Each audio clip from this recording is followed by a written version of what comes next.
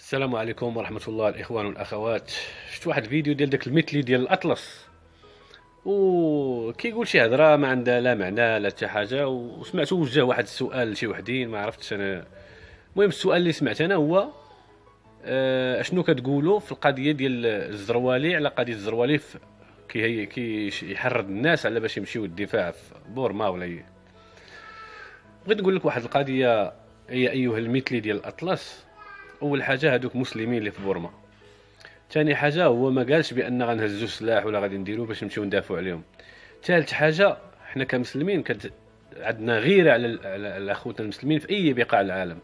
وبغيت نقول لك يا الموسخ يا المثلي ديال الاطلس بان راه محمد السادس حفظه الله ورعاه ملي ضربته النفس على اخواننا في السعوديه، على داك الشيء اللي على الصراع اللي عندهم مع الحوثيين، راه امر القوات المسلحه وامر الجنود المغاربه باش يمشيو يحاربوا مع اخواننا السعوديين ضد الحوثيين. فإذا كان محمد السادس ايها المثلي ديال الاطلس، اذا كان محمد السادس حفظه الله ورعاه كيامر الجنود المغاربه اللي كان نحترمهم من هذا المكان، هو كيأمرهم باش يدافعوا على خوتنا في السعوديه، فكيف لا نتحرك نحن كمسلمين باش ندافعوا على خوتنا في بورما؟ اشنو بان لك يا المثلي ديال الاطلس؟ تحياتي لكم من القلب والسلام عليكم. هذا الموسخ هذا ما بغيتش نجاوبه، ولكن الناس طاحت ليه في الفخ ديالو وكيجاوبوه في الفيديوهات، يجاوبوه وهذاك الشيء اللي بغا هو باش يتشهر.